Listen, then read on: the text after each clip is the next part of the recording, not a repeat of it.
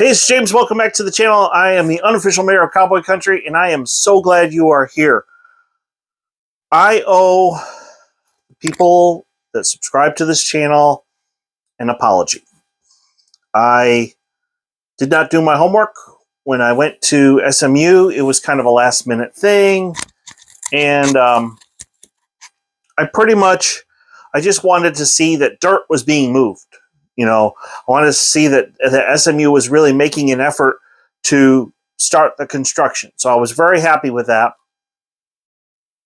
And then, of course, I found the Doak Walker statue, and I thought wow, that's super cool. You know, a way to honor the past. And then I was listening to some stuff on YouTube, and yes, I listened to Golden Blue Dude, but I also listened to Sikkim 365. If you've never listened to Sikkim 365 Sports, it's SICEM 365. Those guys are fantastic. In fact, they're broadcasting their shows this week from the Super Bowl, you know, in Arizona. David Smoke is a very wise man. I'll just say that. Anyway, they were interviewing a beat writer for SMU. And this beat writer confirmed that, yes, George Kliakoff from the Pac-12 was in Dallas, did interview the sports administration there at SMU. But I kept I kept thinking to myself, wait a minute. Why would any Power 5 school want to bring in SMU when they don't even have an indoor practice facility?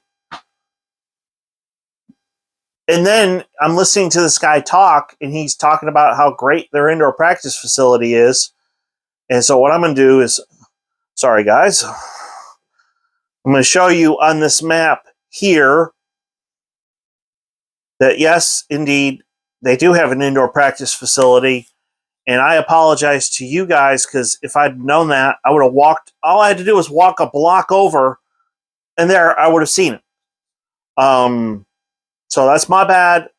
Next time I do an update on SMU's construction, I will go over and look at the indoor practice facility. Now, I do want to point out with the second render map here, I'm using my pen to point out where the Doak Walker statue is. So it's kind of in between the track and field facilities and Gerald J. Ford Stadium. So, and that's a really cool statue, by the way. It's massive. So, you know, it's just, you know, I'm glad we live in modern society, and we have lots of cool modern gadgets and all that other stuff, but you can't forget the past. So, obviously, Doak Walker was a great running back at SMU, first player to ever be retired from that school. That's a big deal to win the Heisman. He won it in 1948. But anyway, so what I'm going to do here is try to get out of this and go to where I was with my so this is my tablet. So I try to show you here. I mean, look at that. I mean, that's gorgeous.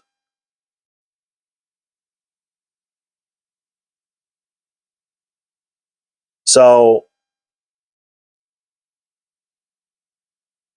I mean, this thing, I mean, they already have a conference room in it. Okay, so I guess that's what it looks like on the outside.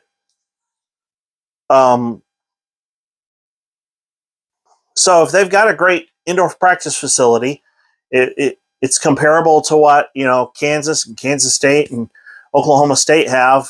Heck, it's nicer than what Texas has. Texas has that stupid bubble thing. They got an indoor practice facility. They've invested millions into their facilities. They're going to bump up when they bowl in that end zone, that's going to bump up their capacity to over 40,000 in their stadium. They're ready for prime time. They are ready to join a big Power 5 conference.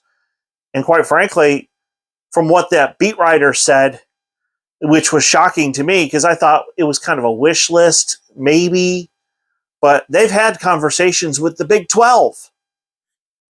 I would love, if we can't get Arizona, Arizona State, Colorado, and Utah, if the Big 12 can't get those 4 teams, I would love to get SMU and Memphis. Just because Memphis, they're improving the Liberty Bowl.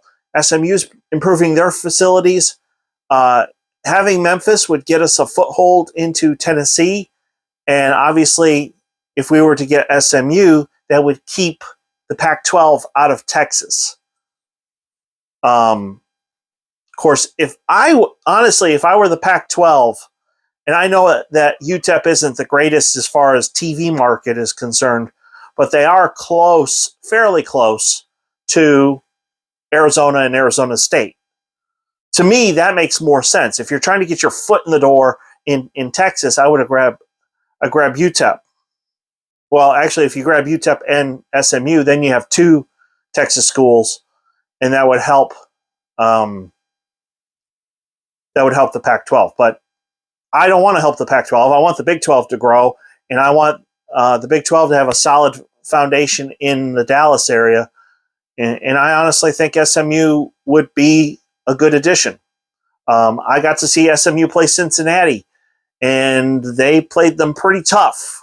It come down to the end on that one last year. So if Cincinnati qualifies to be a Big 12 school, I say SMU does as well. But, hey, be happy with what we got. Remember, folks, with BYU, and this come from Robert Allen, wasn't my idea, there's Mormons in all 50 states. And so if we actually have a real Big 12 network, those fans are going to subscribe. And guess what?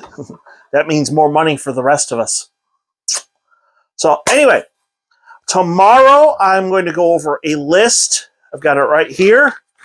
I got it from Sports Illustrated. This is a list of the returning production, offense and defense, all the teams in the Big 12, how much of their offensive production is returning, how much of their defensive production is returning.